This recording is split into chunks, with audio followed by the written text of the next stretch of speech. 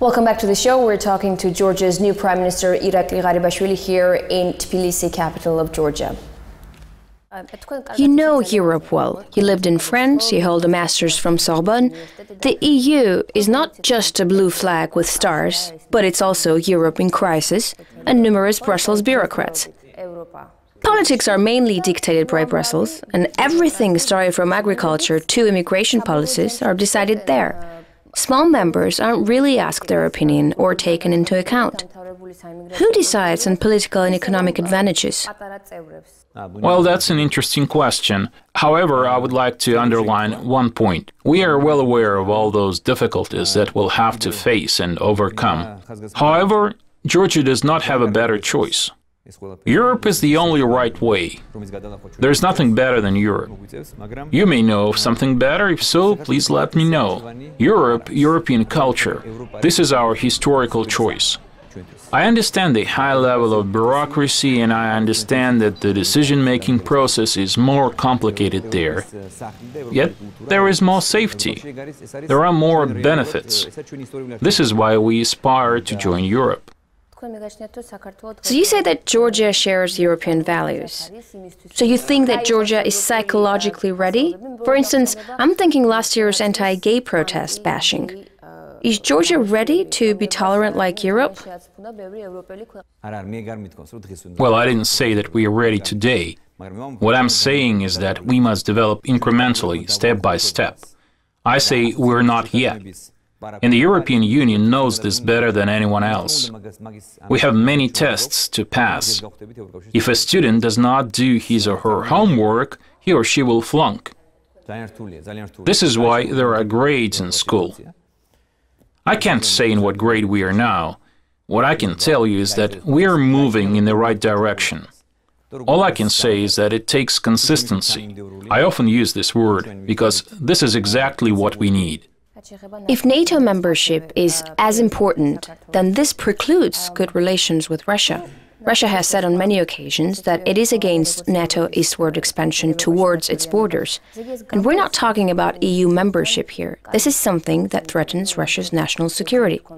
How do you intend to solve this conflict of interests? Our position concerning NATO remains the same. We have confirmed it more than once, and I will confirm it once again. Georgia aspires to become a NATO member state. As for your question how we can match and harmonize those interests, it's a tough question. Unfortunately, we have failed so far to achieve tangible improvements in relations with Russia. As you know, for years, one of the main claims of the Russian government has been the inability to cooperate with the previous government, the government of Mikhail Saakashvili. You remember the previous government's rhetoric, which was absolutely unacceptable and full of hate speech. We changed this rhetoric. You know, we started to reset and improve our relations with Russia. We have spoken about this issue many times. You may know that we publicly expressed our willingness and wish to conduct direct dialogue. Within this format, bilateral meetings are held between the Prime Minister's personal representative and Grigory Karasin. You probably know that the process of successful improvement of what I call technical relations is well underway, meaning improvements in trade relations. As you know, the ban on Georgian wines, mineral waters, and other Georgian products has been lifted. All this is, of course, helpful and serves the purpose of building trust between the Georgian and the Russian peoples. Since we came into power, our European and American partners have constantly urged us to regulate our relations with Russia. This has been their main appeal. It serves our interests as well. Russia is our neighbor, and warm relations between the Georgians and the Russians have always been in place. And we, the Georgians, remember these relations that have been and still are between us. You know that up to 1 million Georgians live in Russia. We fully realize that. And in light of all this, the processes along the occupation line seem incomprehensible to us. Sure, it's understandable that relations must be reset, but how exactly will you accomplish this task if you become a NATO member? I repeat that we're not talking about EU membership, which Russia may or may not like. Russia openly states that if NATO expands near its borders, it will do everything in its power to prevent it. The Russians point out that it will threaten their national security.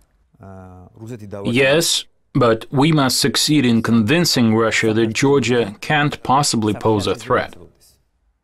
The fact that we aspire to join the European Union and NATO does not imply a threat against Russia.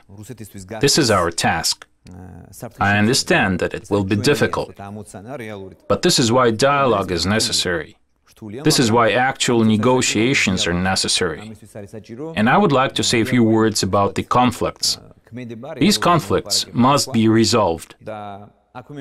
Otherwise, it will be very difficult to hold effective talks with Russia. This is a very painful issue for us. Do you think that Russia is ready for a serious political dialogue? I don't know. And this is exactly why our government expresses its willingness to have dialogue with Russia. We have already taken that step with a view to resetting and regulating our relations. In my opinion, I truly believe that it is a heavy burden to have recognized Abkhazia and Tskhinvali as independent states. And if, as I hope, and I'm quite optimistic about this issue, if the Russian government decides one day to reset relations with Georgia by means of peaceful conflict resolution, it will be the best-case scenario. Let me remind you that under the previous government, when it was absolutely unacceptable for Russia to engage in any type of dialogue with the previous government, and it was openly stated that they would never speak with Saakashvili, even then, this process did not occur. I mean, the barbed wire process. It was not as intensive then. And now, when a new government has come into power, now when we have actually changed our rhetoric, now when there is actual willingness to reset our relations and create a means of direct dialogue, it is incomprehensible why they continue this borderization process, installing barbed wires so intensively. So, we do have a number of questions. You've mentioned the barbed wires. Why are you so optimistic then?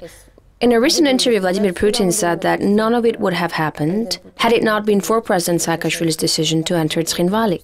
But since that happened, he believes this process has been completed and is irreversible. Russia recognized Abkhazia and South Ossetia as independent states. Yes, but the same President Putin made a statement about the necessity to build trust between the Russians and the Georgians, and that this process must be expedited. This borderization process impedes the process of confidence building. It is truly incomprehensible to us and our government.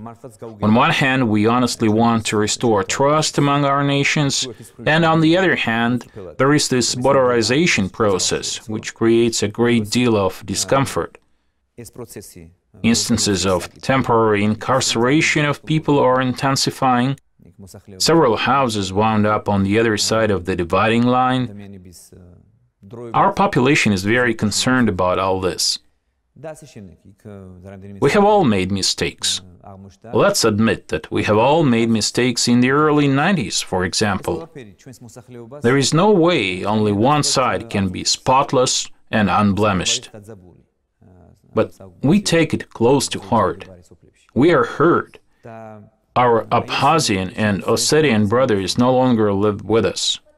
Somehow I believe, and I feel that sooner or later, the Abkhazians and the Ossetians will be compelled to live with us. And I certainly hope that this dream, too, will come true.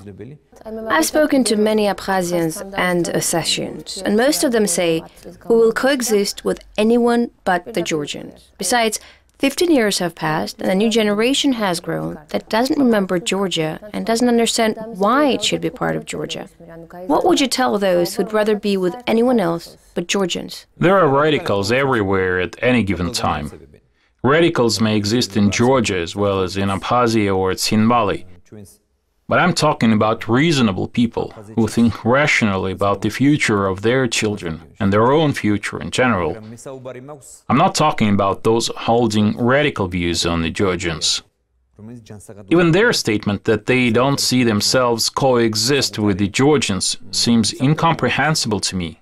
You have to try really hard to come to dislike coexistence with someone who is yearning to coexist with you and who offer you to restore the brotherly relations you once had. Most importantly, though, Russia must come to believe that we pose no threat. We cannot possibly pose a threat. We have already proved in the past year that we are not successors to the aggressive and radical policy pursued by the previous government in relation to Russia. And once again, nearly all the countries of the world are trying to maintain normal relations with Russia. Why should our relations with Russia be tense and messy? It makes no sense whatsoever. The Sochi Olympic Games are a very hotly debated topic in Georgia. Some believe that Georgia must boycott the Games, while others think that it should not. What is the official position of Georgia at this point? Is Georgia participating in the Olympics? We had discussions on this issue, whether or not Georgia should participate in the Olympics. And the government made a decision that Georgia will participate in the Sochi Olympics.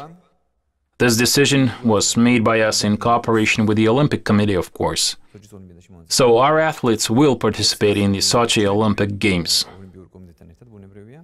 Will you be there to root for your athletes? No government delegation will be present in Sochi, but our athletes and senior officials of the National Olympic Committee will surely be there, though. Mr. Prime Minister, thank you very much for this interview. Thank you. I hope I was frank and I think we covered everything.